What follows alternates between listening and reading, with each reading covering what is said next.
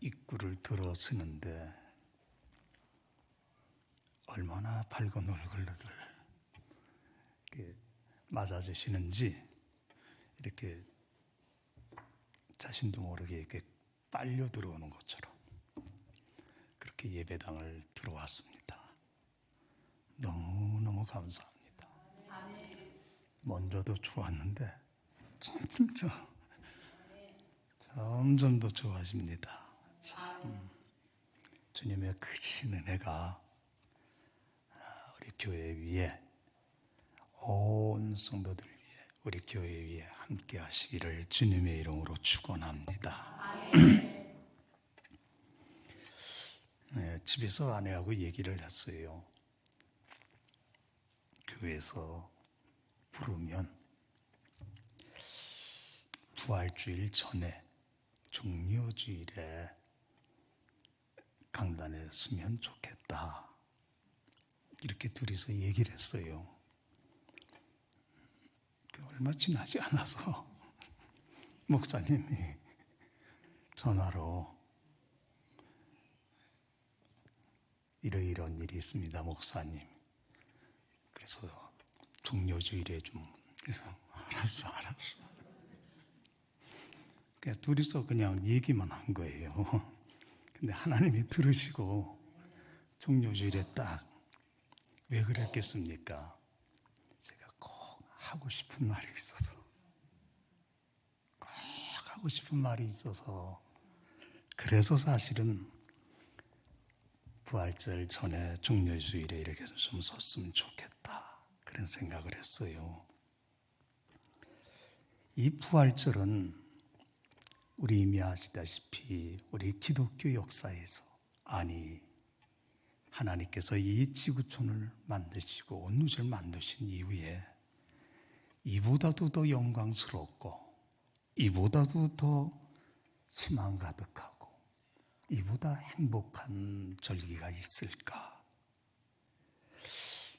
그런 마음이에요. 하나님께서 하나님의 아들을 우리의 죄값으로 세상에 보내셔서 우리의 죄값으로 십자가를 대신 그 죄값으로 대신 내어 주셨잖아요. 그리고는 우리 죄를 용서해 주시려고 그리고 다시 살아나게 하시고 그래서 요한 사도는 요한복음의 주제는 요한복음 20장 32절 말씀대로 오직 이것을 기록함은 너희로 예수 그리스도로께서 하나님의 아들이심을 믿는 것과 그리고 너희로 그 이름을 인하여서 생명을 얻게 하려 하는 것이다. 이게 주제거든요.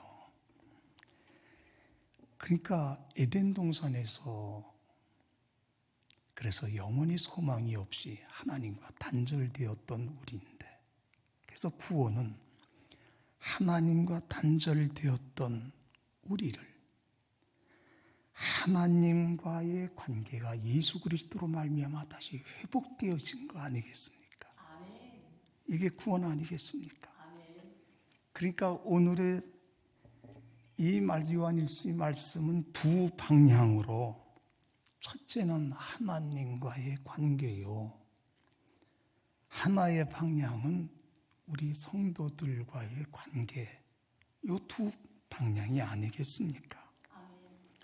그래서 이렇게 영광스럽고 이렇게 행복한 절기를 어떻게 맞이하면 좋을까?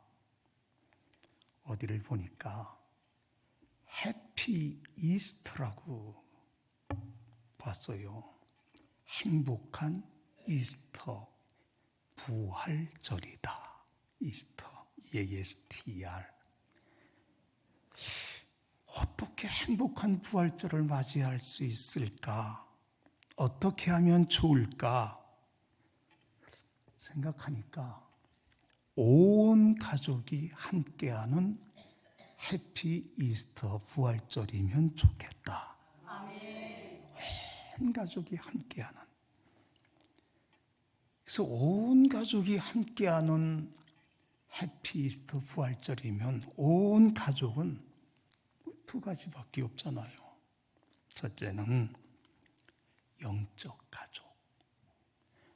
우리 모든 성도님들이 이 부활절에 한자리에 함께하는 부활절, 영적 가족인 모든 성도님들이 부활의 영광 앞에서 육적으로, 정신적으로, 마음으로, 영적으로 전 인격이 부활하신 우리 주님 앞에서 회복의 은혜와 치유의 은혜와 온전한 은혜를 힘입는 것, 이게 첫째인 것 같고요. 이게 정말 왜 중요한가 하면 우리 지난 세월을 한 1년 정도 되돌아보자고요. 정말로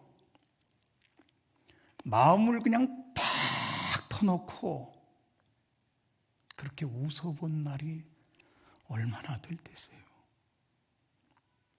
얼마 안 되는 것 같아요. 한 열흘, 보름, 한 달. 아주 마음을 탁 터놓고 그렇게 웃어본 날이 얼마나 될까? 그렇다고 한다면 적어도 1년 365일 중에서 300여일 이상의 날들은 이토록 어려운 세상 구조 속에서 이토록 약한 우리들이 염려할 수밖에 없고, 때로는 불안하고, 때로는 전전긍긍하고, 때로는 될까 말까. 현재를 살아가면서도 지난 날을 되돌아보면은 감사도 있지만 후회도 많고요. 또 미래를 생각하면 너무 불확실해서 염려, 근심 있고요. 그러니까 이 염려와 근심으로 가득한 일상이었다면 이런 환경과 이런 세대를 살아가는 우리 대부분은 우울증 환자가 될 수밖에 없는 이런 환경 속에 살아갈진데, 우리 영적 가족이 이 주님의 부활하신 그 영광 앞에, 이 앞에 우리 다 모여서 그저 회복의 은혜를 힘입기를 원하는 것은 우리의 소원이기도 하고 우리 주님의 소원인 줄 믿습니다. 또 하나 있어요. 그것은 우리 육신의 가족. 우리 육신의 가족 모두가 부활의 주님 앞에 내 사랑하는 남편이, 사랑하는 아내가, 사랑하는 아이들이 알게 모르게 염려 근심하면서도 주님의 눈을 피하려고 애쓰는 우리의 자녀들이 이 부활절에 우리의 가족들이 다 주님 앞에 나와서 그 부활의 영광에 그 은혜를 힘입는다면 얼마나 행복하고 얼마나 영광스러운 부활절이 될까. 두 가지입니다. 어찌 보면 설교는 다 했습니다. 여기에는 대명제가 있어요. 아주 큰 대명제가 있는데, 이것은 구원이 단절되었던 하나님과의 관계 교제가 예수 그리스도로 말미암아 회복되어지는 것이라고 한다면, 대명제는 우리는 하나님의 사랑 앞에 있어야 된다는 사실이죠. 성경은 하나님은 사랑이심이라 그랬어요. 그래서 이 세상도 우리 모두는 사랑이 없이는 살 수가 없어요. 인간에게 있어서 누군가 말했듯이 진정한 사랑이 빠지면 인간은 물질에 불과하다 했어요. 하나님에게서 사랑이 빠지면 이 세상은 존재할 수도 없고요. 여러분과 나는 더 이상 존재할 이유도 없어요. 우리는 하나님의 사랑을 말할 때 그 크신 하나님의 사랑 말로 다 형용 못하네. 사람의 언어로 그렇게밖에 할 수밖에 없어요.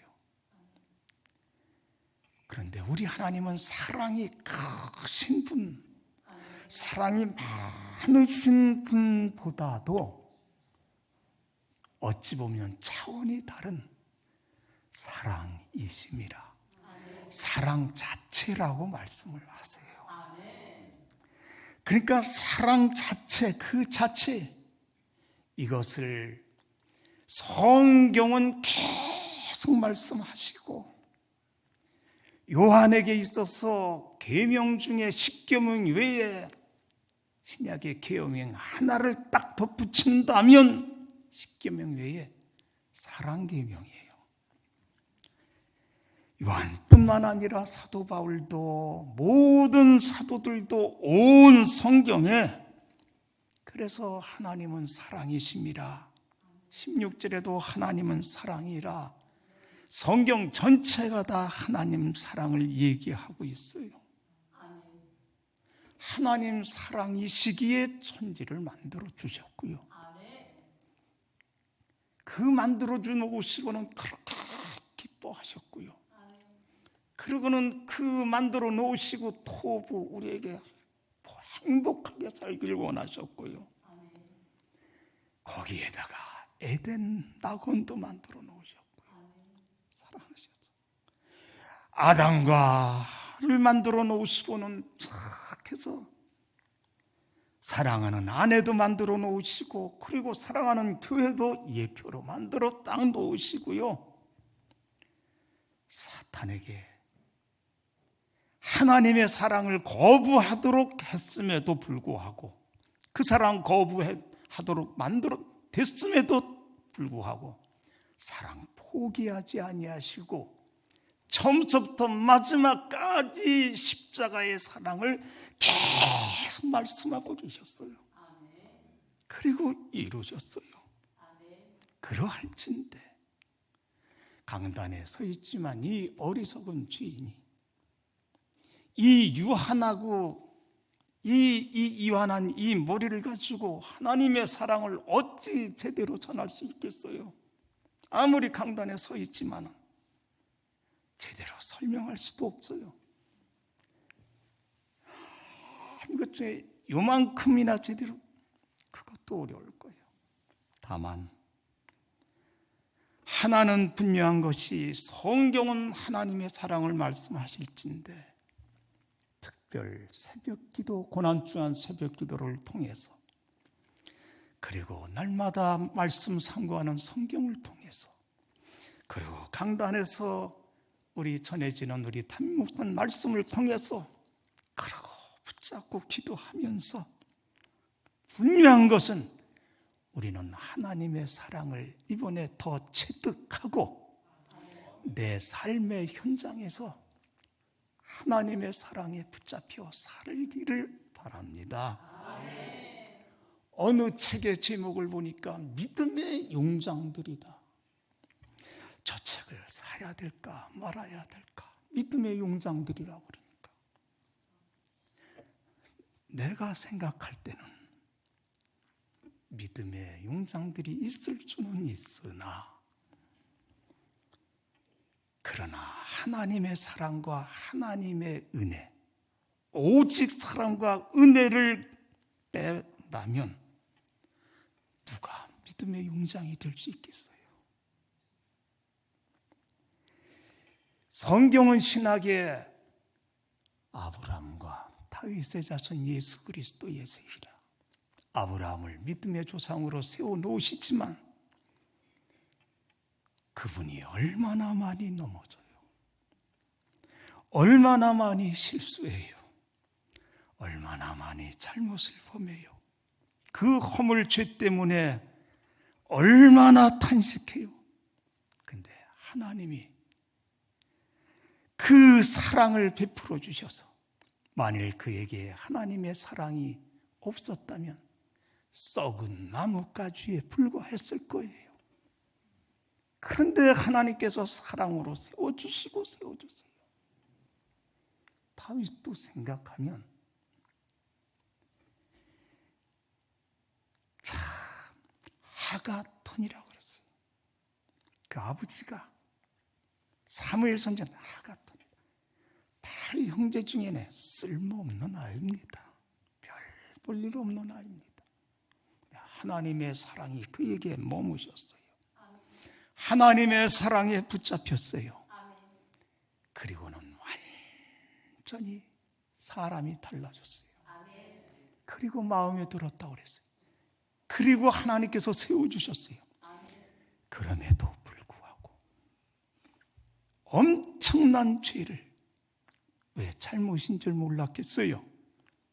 충직한 신하, 그의 아내, 하나님께서 부도 주셨고 권력도 주셨고 지혜도 다 주셨는데 그는 그 엄청난 죄를 범했어요. 근데 하나님 그대로 버려두지 아니하시고 선지자를 보내주셔서 그게 얼마나 엄청난 죄인가를 깨닫게 해주셨어요. 잘못된 것 알았지만 그만만한 죄인 줄, 그리고는 하나님의 사랑의 책망 앞에서, 하나님의 사랑의 징계 앞에서 울고 울고 또 울고, 그리고는 그 이후에 그의 영성은 한없이 낮아졌어요. 전에는 자랑할 것이 좀 있었던 것 같아요. 어디서나 조금 좀 나타낼 수 있었을 것 같아요. 근데 그때부터는 자식 앞에서도, 신하들 앞에서도, 적들 앞에서도, 누구 앞에서도 아무것도 나타낼 것도 없고 그저 하나님 앞에 울고 울고 울고, 그의 기도는 살려주세요, 그 기도밖에 없었어요. 그럴수록 하나님의 사랑은 더 떠나지 아니하셨어요. 2024년도 제가 하나님께서 뽑게 해주신 말씀이 바로 다윗 시편 16편 1절 2절이에요. 늘 가지고 나의 하나님이여 나를 지켜주소서. 내가 주께 피하나이다. 내가 나의 하나님 여호와께 아뢰되 주는 나의 주님이시오니 주밖에는 나의 부이 없나이다. 이 말씀을 다윗이 얼마나 힘들었으면 나의 하나님이여 나를 지켜주소서. 나의 하나님이여 내가 주께 피하나이다. 얼마나 힘들었으면, 그의 가정, 그는 왕이었지만 자기는 아무것도 아니에요. 그러니까 오직 그의 가슴은 오직 하나님, 어디를 보아도 머리를 들 수가 없어요. 비록 왕의 자리에 있지만 이쪽을 봐도 머리를 들 수가 없고 저쪽을 봐도 머리를 들 수가 없고 자식들을 봐도 머리를 들 수가 없어요. 그저 하나님의 사랑, 하나님의 용서, 하나님의 은혜뿐이에요. 그 자신의 낮아짐을 통해서 우리 하나님이 용서하시는 하나님의 사랑을 깊이 가슴에 흘러 넘치게 됐어요. 품으시는 사랑을, 세워주시는 사랑을, 회복시켜주시는 사랑을, 함께해 주시는 사랑을, 그 사랑을 가슴에 절절히 흐르게 됐어요. 깨달으면 깨달을수록 더 낮아지게 됐어요. 여러분, 아브라함도 그 사랑 때문에 살아났어요. 야곱도 그 사랑 때문에 살아났어요. 여러분, 야곱이 이름 그대로 나이를 먹고도 자기 처세술로 살려고 얼마나 몸부림쳤어요. 그러다가 나중에는 다 손들고 울고 울었어요. 누구 앞에서든지 약하고 약해질 수밖에 없었어요. 그리고 인생 석양이 가까울수록 그의 영성은 더 아름다워져서 예배와 기도로 삶을 마치잖아요. 여러분, 그래서 하나님의 축복은 자신이 겪는 상처를 빼놓고는 말할 수 없다는 거예요. 절대로 하나님의 축복을 말씀할 때에는 상처를 절대 제외시키지 말아라. 그 상처로 인해서 하나님의 사랑이 어떻게 드러나는가를, 하나님의 사랑이 내게 어떻게 다가오는가를, 그래서 그 상처가 그토록 소중한 거예요. 다윗의 자손 예수 그리스도의 세계라. 여러분, 베드로가 있어요. 저는 베드로를 생각하면서 많이 눈물이 날 때가 있어요. 그 베드로, 어느 날 허름한 옷을 입으시고 어느 분이 바닷가에 일하는데 찾아오셨어요. 그런데 그분을 보니까 소문에 듣던 그분이에요. 나를 따라오너라. 그 말씀을 듣고는 사람 낳는 어부가 되게 해주겠다. 그 말씀을 듣고는 모든 걸 다 버려두고 그분을 따랐어요. 저분을 따라가면 뭔가 이룰 수 있겠구나. 그리고 같이 따라가는 중간에 이분이면 이 나라가 회복되겠지. 이분이 뭐가 되시면 그러면 자기들도 뭐가 되겠지. 그런데 전혀 다른 방향으로 흘러갔어요. 나중에는 예수님께서 죽으신다고까지 하세요. 절대로 그러실 수 없습니다. 죽는 데까지 따라갈 수 있습니다. 장담했어요. 근데 예수님께서 네가 탈기울 전에 3번 나를 부인하리라. 그런데 따라 들어갔다가 첫 번째 예수님 부인했어요. 곧 있다가 또 예수님 부인했어요. 그리고 1시간쯤 있다가 예수님 저주하며 맹세하며 부인했다고 그랬어요. 여러분, 첫 번째, 두 번째는 순간적으로 당황해서, 그래서 무서워서 두려워서 부인했다고 쳐요.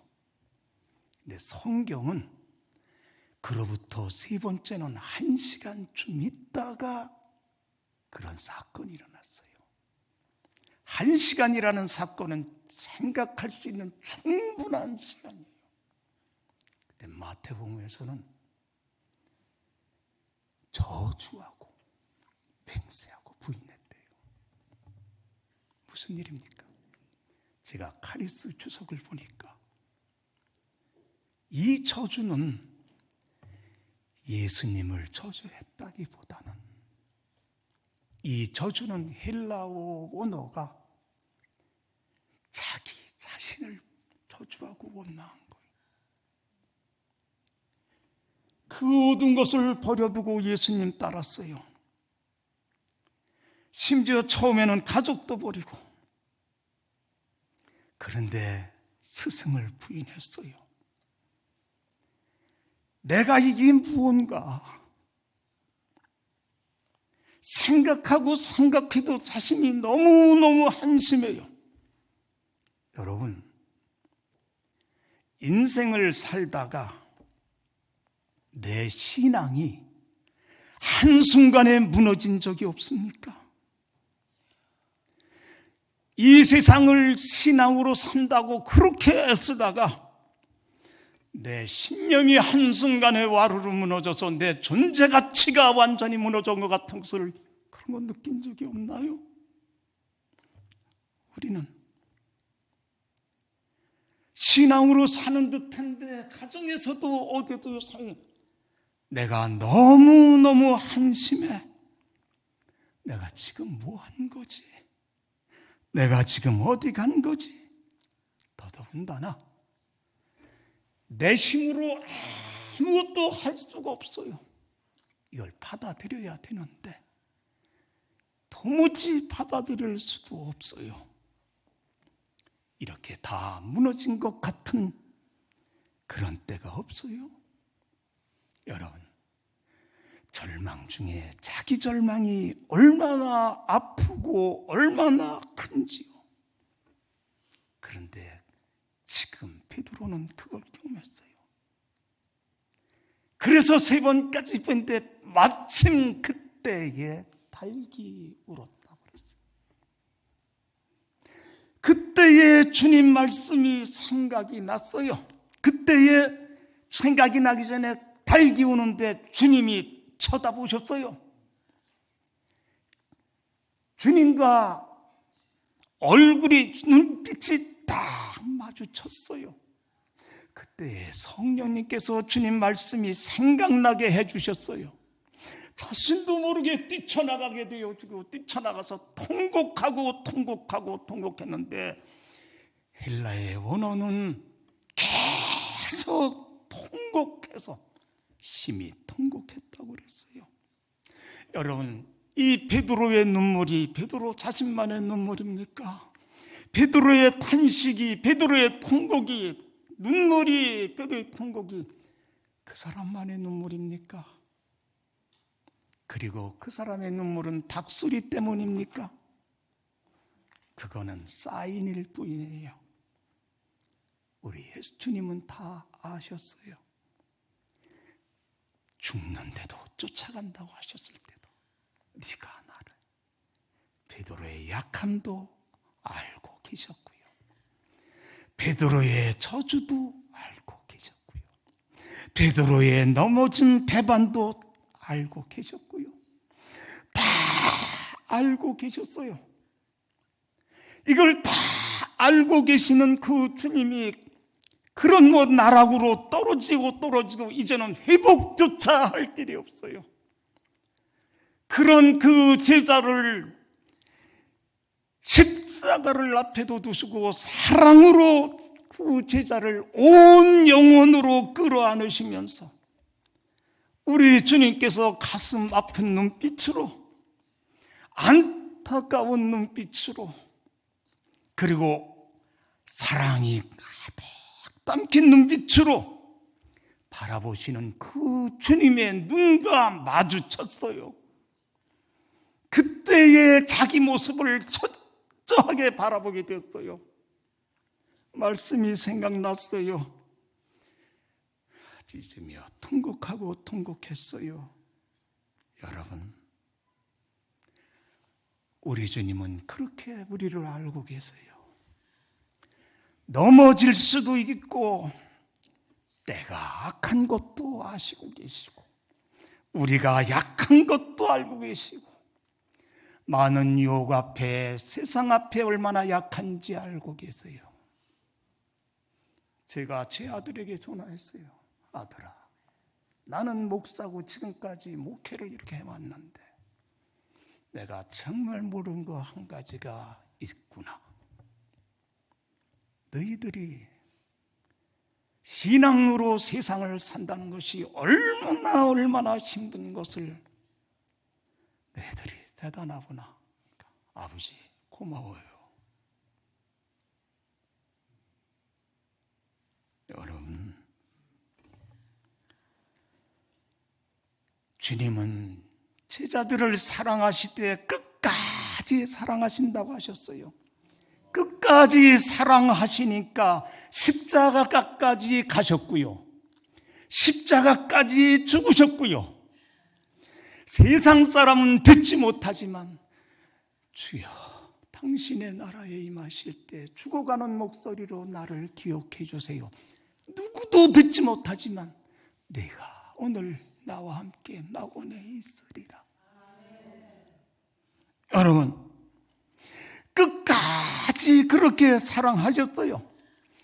아가서 8장에서는 사랑은 죽음같이 강하고, 아니에요. 우리 하나님의 사랑은 죽음보다도 강하고 우리 예수님의 사랑은 죽음보다도 강해요.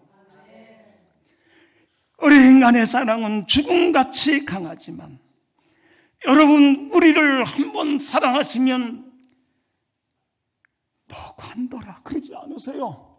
바다 끝까지, 산꼭대기까지, 음부의 자리를 펼치라도 끝까지 찾아오셔서 사랑하시는 그분, 그 사랑의 대상이 여러분이고 저예요. 여러분, 우리 가족들, 하나님 편 못 나오는 가족들, 우리 아이들이 때로는 우리 주님이 보실까봐 이러면서 전전긍긍 살고 있을 거예요. 우리 아이들이 이 자리에 나와 있지는 못하지만 그래서 주님의 눈길을 피해서 그렇게들 살아갈 거예요. 여러분, 배반의 현장에, 다윗이 배반의 현장에서, 그리고 아브라함이 배반의 현장에서, 야곱이 배반의 현장에서, 그리고 베드로가 배반의 현장에서도, 그리고 우리가 그럼에도 극히 바라보시던, 그 가슴으로, 영혼으로 바라보시던 주님의 눈길이 그 배반의 현장에서도 결국 십자가로, 그리고 다시 사심으로 아무것도 모를 때에 우리를 살려주셨어요. 이 부활절은 주님의 눈길을 그렇게 피하며 알게 모르게 속으로는 전전긍긍하는 우리의 아이들이, 우리의 가족들이, 그리고 우리의 영적 식구들이, 우리의 육적 가족들이 다 한자리에 모였으면 좋겠어요. 그리고 주님의 그 눈빛을 바라볼 수 있게 되었으면 좋겠어요. 절대로 우리는 염려할 것 없어요. 우리는 하나님 앞에 구원해달라고 말한 적 없어요. 하나님 우리를 살려주세요 애원한 적 없어요. 그러나 죄인 되었을 때에 우리를 십자가로, 부활로 구원을 해줬어요. 하나님은 나 같은 것을 위해서 독생자 대신 보내주 십자가에 내놓으셨어요. 우리 주님 예수님은 얼마나 우리를 사랑하시는지 자신의 목숨을 십자가에 대신 내어놓으셨어요. 내가 생각해도 참으로 형편없는 놈이지만 참으로 하나님께서 보실 때, 예수님께서 보실 때 우리의 가치는, 내 가치는 주님이 생명을 버리시면서까지 살려야 할 가치가 있다고 이 십자가와 종려주일과 부활절은 말씀하고 있는 것이에요. 시선을 떨구었던 우리들, 시선을 떨구었던 우리 자녀들, 눈을 들어서 예수님의 그 눈빛과 마주칠 수 있다면 영혼도 치유받고 가정도 심령도 모든 면에 치유받는 역사가 일어날 것이고, 그리고 마지막 하나, 그 은혜를 입은 이들은 마지막까지 천수를, 제자 중에 천수를 냈던 사도 요한이 그랬듯이 너희는 서로 사랑해라. 이 두 가지가 대명제가 될 것입니다. 기회가 되어지면 서로 사랑하라. 고린도서를 통해서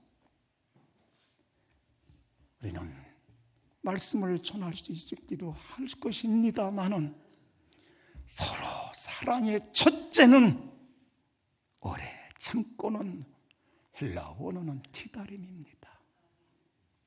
우리 하나님이 그러셨듯이, 우리 주님이 그러셨듯이 우리 아이들이 해외에 있든지 국내 어디 있든지 주님의 눈빛과 줄 마주하는 이런 부활절이 되었으면 좋겠습니다. 하나님 우리 아버지 은혜를 감사합니다. 하나님의 사랑이 아니면 여기 설 수도 없습니다. 하나님의 사랑이 아니면 세상을 이길 수도 없습니다. 테텔레스타이 다 짊어지셨기에 그 눈은 빛을 보았기에 믿음으로 이제 나아갑니다.